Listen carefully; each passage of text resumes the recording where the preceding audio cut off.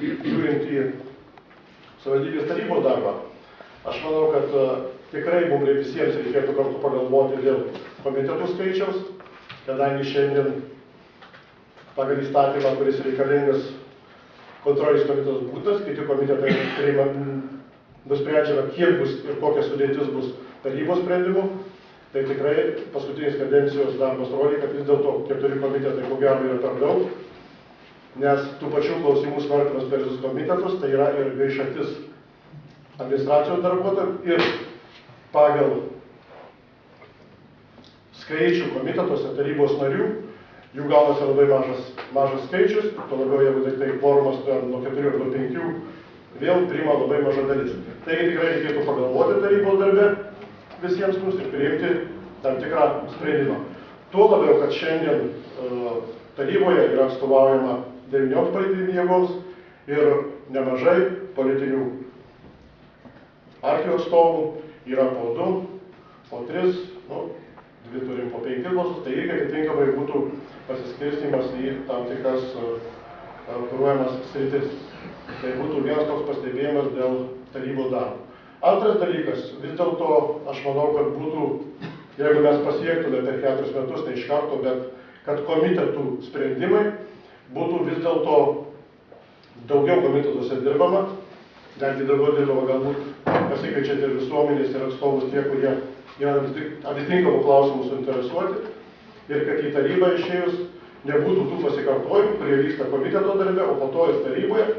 Aišku, aš suprantu ir tos tarybos narius, kurie labiau galbūt nori pasirodyti prieš žiniasklaidą ir pasikartoti, daugumai tai būna, bet tą galima daryti ir komitete pasikeičiant, kadangi atviri komiteto posėdžiai. Taigi tikrai tas darbas, didesnis darbas atliktas komitetas būtų kur kas naudingesnis ir čia taryboje. Jeigu čia, turbūt kaip čia aš turbūt pabėskite, aš ir užbaigsiu. Keletą žodžių norėčiau pasakyti apie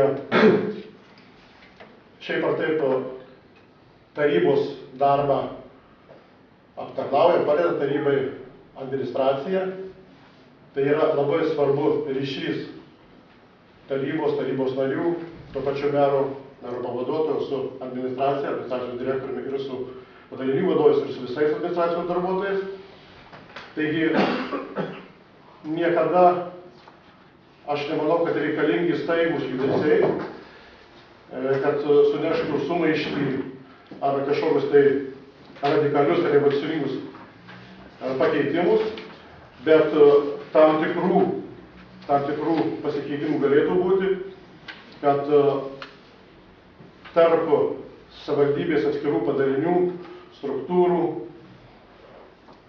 skyrių turėtų aiškesnis funkcijų pasiskirstymas, ne tiek gal pasiskirstymas, kiek labiau matomas ir jaučiamas bendradarbiavimas.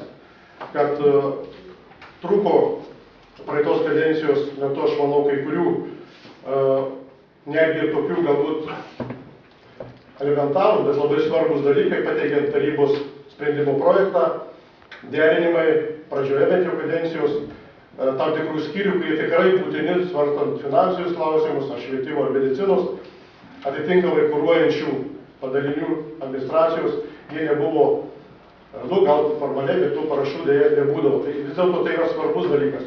Mes tą turėtume siekti visi kartu.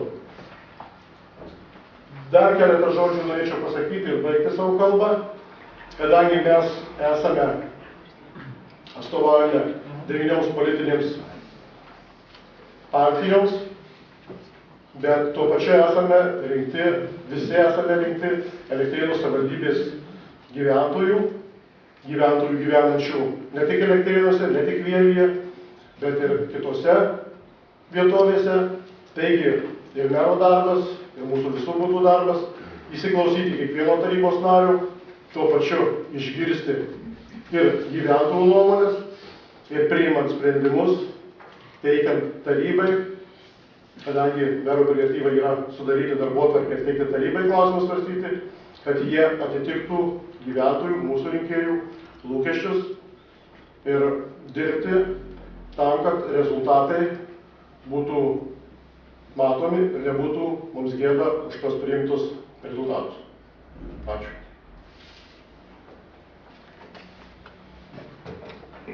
Dėkojame.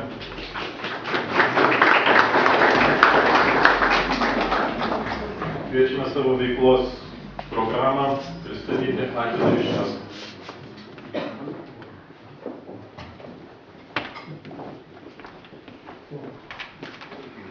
Labadiena, gerbiami tarybos nariai, svečiai, pirmininkaujantis. Tikrai norėčiau pradėti galbūt kaip ir prieš mane kalbės, jis žodis, trumpai apie save. Gimęs 60 metais Radviliškyje, Geležinkeliečių mieste. Baigiau Kauno politinį institutą ir įgijau inžinierijos veiklos specialybę. Ir, kaip tais laikais būdavo paskirimai tokie dalykai, dabar galbūt ir nebėra tokių jau. Buvau paskirtas būtent į Lietuvos elektrinę ir čia pradėjau savo darbinę karjerą. Pradėjau dirbti Lietuvos elektrinėje, paprasčiausiai plačių automobilių, paskui pamainos viršininkas buvau Kauno elektrinėje, toje pačioje mes dirbame su Kastriukačiu. Bendradarbiai buvome trumpą laiką iš tikrųjų, taip pat vėliau tapau cecho viršininko pavaduotoju elektros cecho ir 7 metais buvau išrinktas savivaldybės tarybos savivaldybės meru. Apie šeimą trumpai, tai kadangi daug tarybos narių, tai 12 yra naujų tarybos narių, tai galbūt ir ne viską žino, nors viskas yra parašyta. Vedęs, žmona dirba biblioteką ir bibliografiją. Taip pat turiu 2 dukras, kaip ir Kęstutis, viena studentė, kita Versmės gimnazijos moksleivė. Kalbant apie savivaldybės galbūt ir numatymus, veiklos kryptis, norėčiau įvardinti kelis galbūt esminius akcentus. Vis tik tai visais atvejais, bet kuriame etape, bet kuriame valdžios pasikeitimo laikotarpyje visų pirma turi būti darbų tęstinumas. Darbų tęstinumas visame kame, galbūt pataisant tai, kas nepavyko, ar galbūt kas nors, kad buvo nepadaryta. Bet tęstinumas turi būti. Antra, manau, vis tik tai labai svarbu, ir čia, manyčiau, mūsų visų yra rūpestis, savivaldybės tarybos narių, mūsų visų bendrų pajėgų sujungimas tam, kad savivaldybė vis tik tai mažėtų nedarbas ir investicijos didės savivaldybėje. Nes tai yra kūrimas darbo vietų ir rūpės mūsų darbo žmonėmis, kad jie turėtų darbo užmokestį ir darbą. Tai labai svarbu. Taip pat, manau, viena iš akcentų, sakyčiau, tai vis tai paprasčiausiai tvarkinga aplinka. Elementari tvarka tikrai daug ką pagerina ir tam reikia skirti dėmesį, manau, nukreipiant mūsų ūkinės galimybės į šitą dalyką. Be abejo, prie aplinkos tvarkingos nepaslaptis, kad labai svarbu ir džiaugiu, kad tai vyksta vis tik tai saugi aplinka.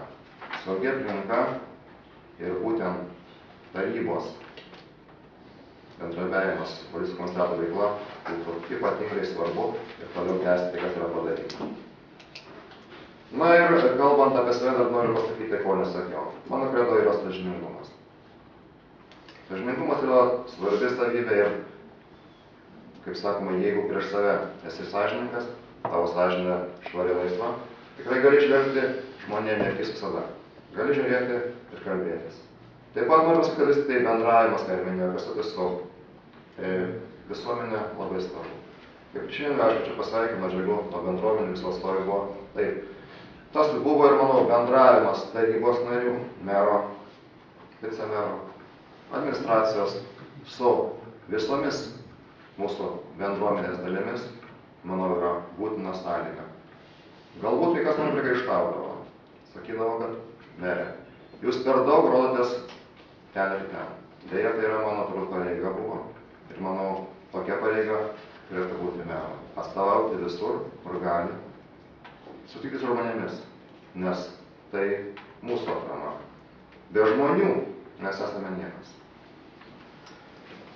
Manau, kad dėl tarybos darbo. Taip, man kaip išrinktos kadencijos, praeitos 3 kadencijos merui buvo pakankamai sunkiau planuoti darbą. Galbūt buvo trūkumų, bet tobulėjame. Nebuvo ypatingai aštrių pataisimų tiek administracijos struktūroje, tiek įstaigo veikloje. Ir noriu pažymėti, kad tai yra vis tik tai, nežiūrint kai kurių kritinių pastabų, yra geras buvo ženklas, kadangi mes gyvename sunkmečiu. Buvo sunku ir bet kurie staigūs žingsniai, kai žmonės jaučia, kad krizė, sako pastoviai, nedarbas, grėsmė, vis tik tai išlaikytas ramus tonas, manau, davė vis tik tai nemažai rezultatų mūsų bendruomenė. Paimkime mūsų kaimynus, Trakų rajonas. Revoliuciniai perversmai vyko tenai kas pusmetį ar dažniau. Mes to išvengėme ir manau, stabilumas yra svarbu, nes žmonėm stabili, nepanikuojanti valdžia yra labai svarbu. O jeigu yra nusivylimų žmonėse ir išgirsime jų daug, tada yra labai, žinokite, sunku. Prašiausiai žmonės nori ramybės, nori užtikrintumą. Ir tarybos darbe to turėtų būti, nes mums reikia žmonės suvienyti. Mes negalime vėl turėti tai, kas buvo, kad žmonės buvo suskilę. Viena bendruomenė vienoje pusėje, kita kitoje. Aš savo funkciją atlikau. Vienimosi funkciją, kiek galėjau, padariau.